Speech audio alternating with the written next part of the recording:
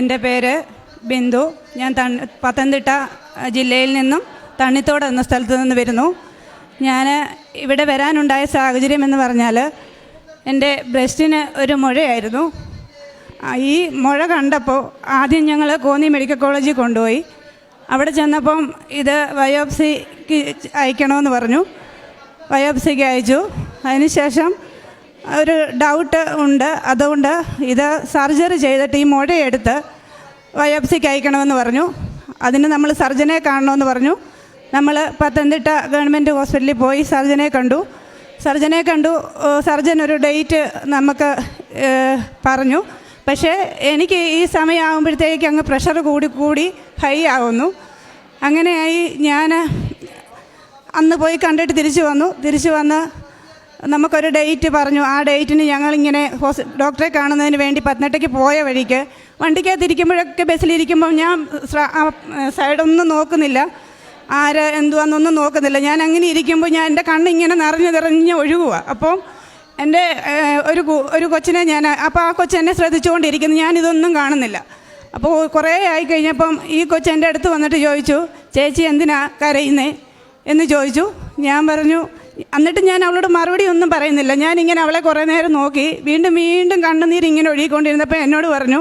അപ്പോൾ അവൾ ഈ കാര്യങ്ങളൊക്കെ അറിഞ്ഞത് എനിക്ക് സുഖമില്ല എന്നുള്ളത് അറിഞ്ഞു. പക്ഷേ അവളത് എൻ്റെ മുന്നിൽ ഇതൊന്നും കാണിക്കുന്നില്ല അറിഞ്ഞതായിട്ട്. അപ്പോൾ ഇവള് എന്നോട് പറഞ്ഞു, ചേച്ചി എന്തിനാ വിഷമിക്കുന്നേ, ചേച്ചി വേണ്ട ഇത് ചേച്ചിയുടെ കൈ വെച്ചോ എന്നും പറഞ്ഞ് ഈ കൃപാസനം മാതാവിൻ്റെ ഒരു കാശ് രൂപം എൻ്റെ കയ്യിൽ തന്നു. അത് ചേച്ചി ഇത് മുറുക്കെ പിടിച്ചോണം, ഞാനിത് ആർക്കും കൊടുക്കത്തില്ല, ഇനി ചേച്ചിക്കായതും കൊണ്ടാണ് ഞാനിത് തരുന്നത്, ചേച്ചി ഇത് സൂക്ഷിച്ച് വെച്ചോ, ചേച്ചിക്ക് ഒരു കുഴപ്പം വരത്തില്ലെന്ന് അവൾ പറഞ്ഞു. ഞാനിത് വാങ്ങി എൻ്റെ കയ്യിൽ ഇങ്ങനെ മുറുക്കി പിടിച്ചു. ഹോസ്പിറ്റലിൽ ചെന്നപ്പോൾ ഡോക്ടർ അന്നും നോക്കി പ്രഷർ കൂടുതലാണ്. അന്ന് എന്നെ ഒരുപാട് ഡോക്ടർ വഴക്ക് പറഞ്ഞു. കാരണം ഇതിങ്ങനെ നീട്ടി കൊണ്ടുപോകുന്നു, അത് ബുദ്ധിമുട്ടാണ്, അതുകൊണ്ട് ഒന്നും ആലോചിക്കേണ്ട, ഇത് പ്രഷർ കുറഞ്ഞാലേ നമുക്ക് എന്തെങ്കിലും ചെയ്യാൻ പറ്റൂ എന്ന് പറഞ്ഞു. ഞങ്ങൾ അന്നും തിരിച്ച് വീട്ടിൽ പോന്നു. കഴിഞ്ഞിട്ട് വൈകുന്നേരമൊക്കെ ആയി. അപ്പോൾ എൻ്റെ മനസ്സിലിങ്ങനെ കൃപാസനത്തിൽ ഇത് പറഞ്ഞെങ്കിലും ഞാനത് കാര്യമാക്കുന്നില്ല, പള്ളിയിലെ കാര്യമൊക്കെ പറഞ്ഞെങ്കിലും ശ്രദ്ധിച്ചില്ല. അപ്പം ഓപ്പറേഷൻ ഒരു ഡേറ്റ് പറഞ്ഞ് അതിന് കഴിഞ്ഞതിന് ശേഷം നമ്മൾ ഈ റിസൾട്ട് 20 ദിവസം കഴിഞ്ഞിട്ടേ വരത്തുള്ളെന്ന് പറഞ്ഞു. നമ്മൾ 20 ദിവസമായപ്പോൾ ചെന്നപ്പോൾ റിസൾട്ട് ആയിട്ടില്ല എന്ന് പറഞ്ഞു. 23-ാമത്തെ ദിവസം റിസൾട്ട് വരുന്നു. അപ്പോൾ ഡോക്ടർ പറഞ്ഞു, ഇച്ചിരി പ്രശ്നമുണ്ട്, ഇത് തിരുവനന്തപുരത്ത് RCC പോകണം നിങ്ങൾ എന്ന് പറഞ്ഞു. അപ്പം അത് കേട്ട് ഒരുപാട് വിഷമിച്ചു, മനസ്സ് വീട്ടിൽ വന്നു. അപ്പം ഞങ്ങൾ 1-ാം തീയതി ആണ് ഞങ്ങൾ RCC പോകുന്നത്. ജനുവരി 1-ന് ഞങ്ങൾ RCC പോകുന്നു. ഇവിടെ വന്ന് ഉടമ്പടി എടുത്തത് 4-ാം തീയതിയാണ്, ഡിസംബർ 4-ാം തീയതി ഉടമ്പടി എടുക്കുന്നു.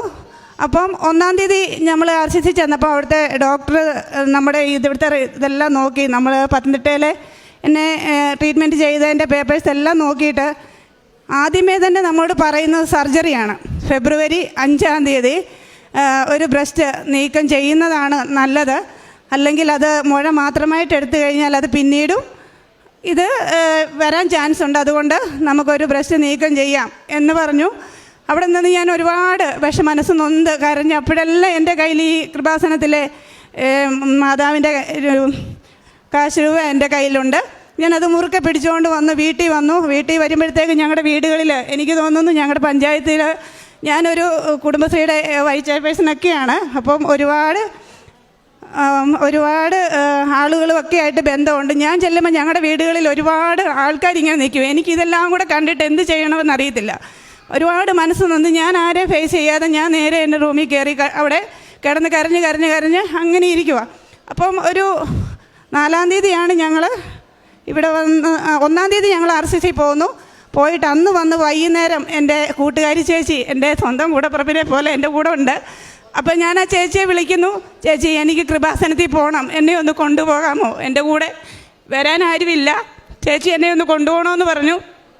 അത് രാത്രി 10 മണിയൊക്കെ, എനിക്ക് ഉറക്കമില്ല. ഇങ്ങനെ ഒരു ബ്രസ്റ്റ് നീക്കം ചെയ്യണമെന്ന് പറയുമ്പോൾ നമുക്കുണ്ടാകുന്ന ഒരു വേദന. അപ്പം ചേച്ചിയെ ഞാൻ വിളിച്ച് ചേച്ചി എന്നോട് പറഞ്ഞു, മോനെ നമുക്ക് പോകാം എന്ന് പറഞ്ഞു. ഞങ്ങൾ 4-ാം തീയതി തന്നെ ഇവിടെ അന്ന് കൃപാസനത്തിൽ വന്ന് ഉടമ്പടി എടുത്തതിന് ശേഷം ഞങ്ങളിവിടെ ഇറങ്ങി വന്ന് അച്ഛൻ നമ്മളെ തലയിൽ കൈ വെച്ച് പ്രാർത്ഥിച്ചു. അവിടുന്ന് സൈറ്റ് തന്നു. അത് നമ്മൾ പുരട്ടി. അതിനുശേഷം ഞങ്ങൾ തിരികെ പോയി. അന്നേരം ഞാൻ ഇവിടെ നിന്ന് ഒരുപാട് കരഞ്ഞ് ഇവിടെ ഇരുന്നും പ്രാർത്ഥിച്ചു, എൻ്റെ മാതാവേ, ഞാൻ ഇനി ആശുപത്രിയിൽ ചെല്ലുന്ന ദിവസം എനിക്ക് ഒരു കുഴപ്പവും ഇല്ല എന്ന് പറയണേ, ഞാൻ ഇവിടെ ആൾക്കാർക്ക് മുന്നിൽ വന്നെന്ന് സാക്ഷ്യം പറഞ്ഞോളാം എന്ന് പറഞ്ഞ് കരഞ്ഞ് ഒരുപാട് പ്രാർത്ഥിച്ചു. അങ്ങനെ ഞങ്ങൾ 12-ാം തീയതി, ജനുവരി 12-ാം തീയതി വീണ്ടും ഞങ്ങൾ ഹോസ്പിറ്റലിൽ പോവുകയാണ്. അവിടെ ചെന്ന് ഒരുപാട് കുറേ ടെസ്റ്റുകൾ നമുക്ക് ചെയ്തിട്ട് പറഞ്ഞു ഇത് ഫസ്റ്റ് സ്റ്റേജാണ്, നിങ്ങൾ ഫെബ്രുവരി 5 നമുക്ക് ഡേറ്റ് തന്നെങ്കിൽ അനസ്തേഷ്യയൊക്കെ കണ്ട് അതെല്ലാം റെഡിയാക്കി വെക്കണമെന്ന് പറഞ്ഞു. അപ്പം ഞങ്ങൾ അതെല്ലാം കണ്ടതിന് ശേഷം നമ്മളോട് പറഞ്ഞ് ചിലപ്പോൾ ഡിസംബറിൽ തന്നെ സർജറിക്ക് നമ്മളെ വിളിക്കും, ഏത് സമയത്തും റെഡിയായി നിന്നോളാൻ പറഞ്ഞു.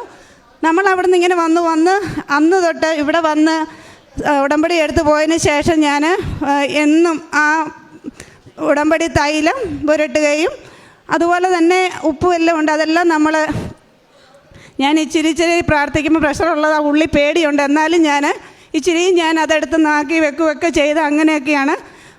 എന്ത് തന്നെ ആയാലും നമ്മൾ പിന്നത്തെ പ്രാവശ്യം ഞങ്ങൾ ഹോസ്പിറ്റലിൽ ചെല്ലുമ്പോൾ ഞാൻ അവിടുന്ന് എൻ്റെ കയ്യിൽ ഈ കാശ് രൂപം കയ്യിലുണ്ട്. അവിടുന്ന് നമ്മൾ അവിടെ ചെന്ന് ഹോസ്പിറ്റലിൽ ചെന്ന് സ്കാനിങ്ങിന് ഒന്നുകൂടെ സ്കാൻ ചെയ്യാൻ പറയുന്നു. ഞാനിത് കയ്യിൽ ഇങ്ങനെ മുറുക്കി പിടിച്ചേക്കുക. അന്നേരം ഇവിടുന്ന് അച്ഛൻ തന്ന ലോക്കറ്റും എൻ്റെ കയ്യിലുണ്ട്. അതും എൻ്റെ കയ്യിലുണ്ട്. എൻ്റെ കൂട്ടുകാരി എനിക്ക് തന്നതും എൻ്റെ കയ്യിലിരിക്കുന്നു. അപ്പം ഞാൻ ഇതും കൊണ്ട് ഇങ്ങനെ കയറിയപ്പോൾ അവിടെ ഒരു സിസ്റ്റർ എന്നോട് പറഞ്ഞു, ഇത് എവിടെയെങ്കിലും കെട്ടിയിട്ട് ഈ തുണിക്കകത്ത് വെച്ചോ, അല്ലെങ്കിൽ നമ്മളെ പരിശോധിക്കുന്ന സമയത്ത് ഇത് നഷ്ടപ്പെട്ടു പോയാലോ. അപ്പം ഞാൻ കയറിയപ്പോൾ തന്നെ ആ സിസ്റ്ററോട് പറഞ്ഞു, എനിക്ക് ഇതെൻ്റെ കയ്യിൽ നിന്ന് അഥവാ താഴെ പോയാലും ഇതെൻ്റെ കയ്യിലെടുത്ത് തരണേ, അത് നോക്കി എടുത്ത് തരാം. അപ്പോഴാണ് ആ സിസ്റ്റർ എന്നോട് പറഞ്ഞത്, അത് കയ്യിൽ തന്നെ തുണിയിൽ ഷാളെ വല്ലതും കെട്ടിയിട്ടോ എന്ന് പറഞ്ഞ് ഞാൻ അങ്ങനെ ചെയ്തു. കയറി സ്കാനിങ് എല്ലാം കഴിഞ്ഞു. 2-3 പ്രാവശ്യം അവർ സ്കാൻ ചെയ്തതിന് ശേഷം അന്ന് നമുക്ക് കാണാൻ പറ്റിയില്ല ഈ റിസൾട്ട് കാണിക്കാൻ.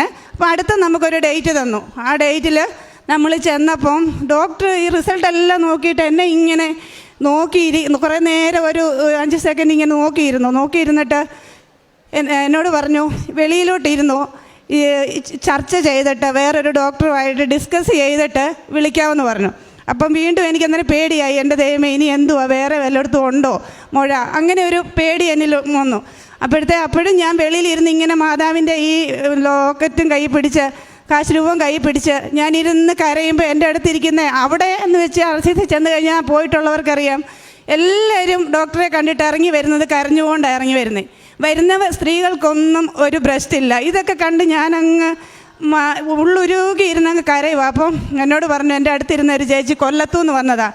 അപ്പോൾ എന്നോട് പറഞ്ഞു, മോളെ ഞാൻ മാതാവിൻ്റെ ഇവിടത്തെ വരുന്നതാണെന്ന് ആ ചേച്ചിക്ക് അറിയത്തില്ല. എന്നോട് പറഞ്ഞു, മോളൊരു കാര്യം ചെയ്യുക, ഇങ്ങനെ ഇരുന്ന് ഒന്നും വിഷമിക്കണ്ട, മോള് കൃപാസനം പള്ളിയിൽ ഈ വീട്ടിൽ ചെന്നിട്ട് അവിടെ ഒന്ന് പോകും, മോക്കൊരു കുഴപ്പവും വരത്തില്ല. അപ്പോഴാ ചേച്ചിയെ എനിക്ക് മിണ്ടാൻ പറ്റുന്നില്ല. അപ്പം ഞാനിങ്ങനെ ആ ലോക്കറ്റ് ആ ചേച്ചിയെ കാണിച്ചു, എൻ്റെ കയ്യിലുണ്ട് ചേച്ചി, ഞാൻ ദിവസവും 5:30 ആകുമ്പോൾ എഴുന്നേറ്റ് പ്രാർത്ഥിക്കുന്നുണ്ട്, അന്ന് തൊട്ട് ഇന്ന് വരെ ഈ നിമിഷം വരെയും അത് മുടങ്ങാതെ ചെയ്യുന്നുണ്ട്.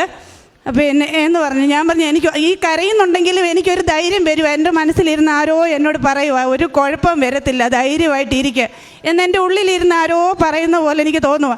അപ്പോൾ എന്തായാലും ഞങ്ങളൊരു 10 മിനിറ്റൊക്കെ കഴിഞ്ഞു. അപ്പോഴത്തെ സിസ്റ്റർ ഇറങ്ങി വന്നിട്ട് പറഞ്ഞു, നിങ്ങൾ കഴിച്ചിട്ട് വരാൻ പറഞ്ഞു. ഞാൻ കഴിക്കാനൊന്നും പോയില്ല, അവിടെ ഇങ്ങനെ ഇരുന്നു. അങ്ങനെ പെട്ടെന്ന് തന്നെ വിളിച്ചിട്ട് ഈ ഡിസ്കസ് ചെയ്തിട്ട് പറയാമെന്ന് പറഞ്ഞു. എന്നിട്ട് ഞങ്ങൾ ചെന്നപ്പം എൻ്റെ മുഖത്ത് ഇങ്ങനെ നോക്കിയിരുന്നിട്ട് എന്നോട് പറഞ്ഞു, ഒരു കുഴപ്പവും ഇല്ല കേട്ടോ, പിന്നെ ഇപ്പോൾ സർജറി ഒന്നും വേണ്ട, പിന്നെ ഇടയ്ക്ക് ഒന്ന് ചെക്കപ്പിന് വരണം എന്ന് പറഞ്ഞു. അപ്പോഴത്തേ ഞാൻ മാതാവിൻ്റെ കാശ് രൂപം എൻ്റെ കയ്യിൽ, ഞാൻ എൻ്റെ മാതാവെ അങ്ങനെ തന്നെ പ്രാർത്ഥിച്ചുകൊണ്ടാണ് ഞാൻ ആ റൂമിലേക്കും കയറിയത്. അങ്ങനെ എൻ്റെ ഈ അസുഖം ഒന്നുമില്ല, ക്യാൻസർ ഇല്ല എന്ന് എന്നോട് കഴിഞ്ഞ 29-ാം തീയതി പോയപ്പം എൻ്റെ അടുത്ത് ഹോസ്പിറ്റലിൽ നിന്ന് പറഞ്ഞു. എനിക്കിതിങ്ങനെ തന്നെ കേൾക്കണമെന്നാണ് ഞാൻ ഈ പള്ളിയിൽ വന്ന് ആദ്യത്തെ നിയോഗം വെച്ചതും. അത് അങ്ങനെ കേട്ട് കഴിഞ്ഞാൽ ഇനി ഇവിടെ വന്ന് സാക്ഷ്യം പറഞ്ഞുകൊള്ളാമെന്ന് ഞാൻ പറഞ്ഞിരുന്നു. അതുകൊണ്ട് ഞാൻ ഇന്നിവിടെ വന്ന് സാക്ഷ്യം പറയാൻ വേണ്ടി വന്നത്. ഈ കാരുണ്യ പ്രവർത്തികളെന്ന് പറയുമ്പോൾ ഞാൻ നേരത്തെ ഒന്നാമത് സമയമില്ല, ജോലിക്ക് പോകുന്നുണ്ട്. അതിൻ്റെ കൂടെ ഓരോ പഞ്ചായത്തിൽ ഒക്കെ ഞങ്ങൾക്ക് ഒരുപാട് ജോലികളുണ്ട്, അപ്പം ഒന്നിനും സമയം കിട്ടത്തില്ല. എന്നാൽ പോലും ഞാൻ ഈ പള്ളിയിൽ വന്ന് പ്രാർത്ഥിച്ചതിന് ശേഷം ഞാനൊരു മൃഗാശുപത്രി ജോലി ചെയ്യുന്നുണ്ട്. അവിടെ അമ്മമാർ പ്രായമുള്ള ഒരു ചെറിയൊരു കയറ്റം കയറി, നല്ലൊരു കയറ്റമാണ്. കയറി ഇങ്ങനെ വരണം. അപ്പോൾ നേരത്തെ ആണെങ്കിൽ വെള്ളമൊന്നും അങ്ങനെ തിളപ്പിച്ച് വരുന്നവർക്കൊന്നും അങ്ങനെ കൊടുക്കുമോ? ഇതിപ്പോൾ എന്ന് വെച്ചാൽ ഇവിടെ ഈ പള്ളി വന്നതിന് ശേഷം ഞാൻ ഒരു ചെല്ലുമ്പോഴേ എൻ്റെ ജോലി വെള്ളമൊക്കെ തിളപ്പിച്ച് ഞാൻ ഇടും, എന്തുവാ വരുന്നവർക്ക് കൊടുക്കാനും. അങ്ങനെ ഈ ഇവിടുന്ന് തന്ന നമ്മുടെ കൃപാസനത്തിൻ്റെ പത്രം അത് കുറേ വീട് അവിടെ വരുന്ന മരുന്നിന് വരുന്നവർക്കും അങ്ങനെയൊക്കെ ഞാനത് വിതരണം ചെയ്യുകയും ഒക്കെ ചെയ്യുന്നുണ്ട്. ഇനിയും മുന്നോട്ടും ഞാൻ ഈ പ്രേക്ഷിത പ്രവർത്തനങ്ങൾ നല്ല രീതിയിൽ ചെയ്യണമെന്നാണ് എൻ്റെ ആഗ്രഹം. എനിക്ക് മുൻപൊക്കെ എന്ന് പറഞ്ഞാൽ ഭയങ്കര ദേഷ്യമായിരുന്നു. എന്തെങ്കിലുമൊക്കെ കാര്യം പറയുമ്പോൾ ഞാൻ അമിതമായിട്ടൊക്കെ ദേഷ്യപ്പെടുമായിരുന്നു. പക്ഷേ ഈ പള്ളിയിൽ വന്നതിന് ശേഷം എനിക്ക് എന്ത് കാര്യം പറയുമ്പോഴും ചെയ്യുമ്പോഴും എനിക്ക് ഞാൻ ഉടമ്പടി എടുത്തതാണല്ലോ, എൻ്റെ മാതാവേ, എൻ്റെ ഭാഗത്തു നിന്ന് എന്തെങ്കിലും തെറ്റ് വന്നിട്ടുണ്ടെങ്കിൽ മാതാവ് എന്നോട് ക്ഷമിക്കണമേ എന്ന് പറയുകയും, അതുപോലെ തന്നെ എൻ്റെ ഈ ഇത്രയും വലിയ ഞാൻ ഒരുപാട് വിഷമാവസ്ഥയിൽ കൂടെ കടന്നു പോയതാണ്. കഴിഞ്ഞ പ്രാവശ്യം ആശുപത്രി ചെന്നപ്പം ഇങ്ങനെ സർജറി വേണ്ട എന്ന് പറഞ്ഞപ്പോൾ എനിക്ക് എൻ്റെ മാതാവിനോടും തിരുകുമാരനോടുള്ള കോടാനുകോടി നന്ദി അർപ്പിച്ചുകൊണ്ട് ഞാൻ നിർത്തുന്നു. പ്രഭാഷകൻ്റെ പുസ്തകം 38:9 തിരുവചനം പറയുന്നു, മകനെ, രോഗം വരുമ്പോൾ ഉദാസീനനാകാതെ കർത്താവിനോട് പ്രാർത്ഥിക്കുക, അവിടുന്ന് നിന്നെ സുഖപ്പെടുത്തും. ഉടമ്പടി എടുക്കുന്നതിന് നാം ഇങ്ങോട്ട് വരുമ്പോൾ അതിനുള്ള സാഹചര്യങ്ങൾ ഓരോരുത്തർക്കും വ്യത്യസ്തമാണ്. ഈ മകളെ തൻ്റെ രോഗാവസ്ഥയാണ് കൃപാസനത്തിലേക്ക് കൊണ്ടുവന്നത്. ആദ്യമേ ഒരു വെഞ്ചരിച്ച കാശുരൂപം ഈ മകൾക്ക് കിട്ടുകയും പിന്നീട് തനിക്ക് ഒരിക്കലും കിട്ടാത്ത ഒരു മനസ്സമാധാനമാണ് ആ കാശുരൂപം തൻ്റെ കയ്യിലേക്ക് കിട്ടിയപ്പോൾ ഈ മകൾക്കുണ്ടായത് എന്ന് പറഞ്ഞു. ആ ഒരു അവസ്ഥയിൽ പിന്നീട് കൃപാസനം അന്വേഷിച്ചു വരുന്നു. ഇവിടെ വന്ന് ഉടമ്പടി എടുത്ത് ബഹുമാനപ്പെട്ട VP ജോസഫ് അച്ഛനെ കണ്ട് അച്ഛൻ്റെ കൈവയ്പ് ശുശ്രൂഷ സ്വീകരിച്ചതിന് ശേഷം ആദ്യമേ ക്യാൻസർ ആണെന്നും ഒരു ബ്രസ്റ്റ് തന്നെ റിമൂവ് ചെയ്യണമെന്നും ഒക്കെ പറഞ്ഞ അവസ്ഥയിൽ നിന്ന് പിന്നീട് അത് ക്യാൻസർ അല്ല എന്നും ഇനി മെഡിസിനൊന്നും വേണ്ട, അങ്ങനെയുള്ള ഒരു അവസ്ഥയിലേക്കൊക്കെ എങ്ങനെയാണ് ഈ മകള് കടന്നു വരിക? നമ്മുടെ ജീവിതത്തിൽ പ്രശ്നങ്ങളും പ്രതിസന്ധികളുമൊക്കെ ഉണ്ടാകും. അത് ഉടമ്പടി എടുത്താലും ഉണ്ടാകും. ഉടമ്പടി എടുക്കുമ്പോഴേ എല്ലാം ക്ലിയർ ആകുമെന്ന ഒരു ചിന്ത നമുക്കുണ്ടെങ്കിൽ അത് തീർച്ചയായും നമ്മെ കൂടുതൽ നിരാശപ്പെടുത്തുകയേ ഉള്ളൂ. അതുകൊണ്ട് ഉടമ്പടി എടുക്കാൻ വരുന്ന ഓരോരുത്തരും തങ്ങളുടെ ജീവിതത്തിൽ നിന്ന് എല്ലാം ഇനി ക്ലിയർ ആയിക്കൊള്ളും എന്നുള്ള ഒരു ചിന്തയോടെ ആകരുത്. എന്തു വന്നാലും സധൈര്യം നേരിടാൻ പരിശുദ്ധ അമ്മയുടെ മധ്യസ്ഥം കൂടെയുണ്ട്. ഒരു പ്രത്യേകത കൂടിയുണ്ട്. ഇവിടെ അമ്മയുടെ അടുത്ത് വന്ന് നാം പ്രാർത്ഥിക്കുമ്പോൾ കൃപാസനത്തിൽ അമ്മ ജീവനോടെ പ്രത്യക്ഷപ്പെട്ട ഇടമാണ്. അതാണ് ഇവിടുത്തെ പ്രത്യേകത. നാം ഫ്രാൻസിലോ ലൂർദിലോ ഒക്കെ പോയി പ്രാർത്ഥിക്കുന്നതിന് ഇന്ന് സാഹചര്യമില്ലെങ്കിൽ നമുക്ക് നമ്മുടെ തൊട്ടടുത്ത് അമ്മ പ്രത്യക്ഷപ്പെട്ട ഈ പുണ്യഭൂമിയിൽ നാം വരുമ്പോൾ തീർച്ചയായും ഇവിടെ അമ്മയുടെ പ്രത്യക്ഷീകരണത്തിൻ്റെ സാക്ഷിയാക്കി എന്നെയും എൻ്റെ കുടുംബത്തെയും ഉയർത്തണമേ. വത്തിക്കാൻ അമ്മയുടെ പ്രത്യക്ഷീകരണം സ്ഥിരീകരിക്കാൻ, അത് ഏറ്റെടുക്കാൻ എന്നെയും എൻ്റെ കുടുംബത്തെയും ഒരു ഉപകരണമാക്കണമേ. ഇതൊക്കെയായിരിക്കണം നമ്മുടെ പ്രാർത്ഥന. അതിൻ്റെ കൂടെ നമ്മുടെ നിയോഗങ്ങൾ നടന്നുകൊള്ളും. നമുക്ക് പിന്നീട് അത് രോഗസൗഖ്യമായും അതുപോലെ കടബാധ്യതകളിൽ നിന്നുള്ള മോചനമായും കുടുംബ സമാധാനമായും ഒക്കെ നമുക്കത് അതിൻ്റെ പ്രതിഫലനങ്ങൾ നമുക്ക് ലഭിച്ചുകൊണ്ടിരിക്കും. ഉടമ്പടി നേർച്ച വസ്തുക്കൾ ഈ മകൾ എങ്ങനെ ഉപയോഗിക്കുന്നു എന്നും അങ്ങനെ താനിപ്പോൾ പരിപൂർണ സൗഖ്യമുള്ളവളായിട്ട് ഇവിടെ വന്ന് സാക്ഷ്യം പറയുമ്പോൾ നമ്മുടെ ജീവിതത്തിലെ എല്ലാം ഈശോയ്ക്ക് കൊടുക്കാം. അമ്മയുടെ മധ്യസ്ഥത്തോട് നമുക്ക് കൂടുതൽ കൂറ് പുലർത്താം. വിശ്വസ്തരും സത്യസന്ധരുമായിക്കൊണ്ട് ദൈവത്തെ ചേർത്ത് പിടിച്ചുകൊണ്ട് നമുക്ക് മുമ്പോട്ട് പോകാം. ഉടനെ തന്നെ വന്ന് സാക്ഷ്യം പറയുന്നവരുമാകാം. കരങ്ങളടിച്ച് നമുക്ക് ഈശോയ്ക്കും അമ്മയ്ക്കും നന്ദി പറയാം. യേശുവേ നന്ദി, യേശുവേ സ്തുതി, യേശുവേ ആരാധന. അത്യപൂർവ ദൈവാനുഭവങ്ങൾ ഇനി നിങ്ങൾക്കും സ്വന്തം. ഈ യൂട്യൂബ് ചാനൽ ഇതുവരെ സബ്സ്ക്രൈബ് ചെയ്തിട്ടില്ലെങ്കിൽ ഇപ്പോൾ തന്നെ സബ്സ്ക്രൈബ് ചെയ്യുക. ഈ വീഡിയോ ഇപ്പോൾ തന്നെ നിങ്ങളുടെ സുഹൃത്തുക്കൾക്ക് ഷെയർ ചെയ്തുകൊണ്ട് കർത്താവിൻ്റെ പ്രേക്ഷിതരാകുക.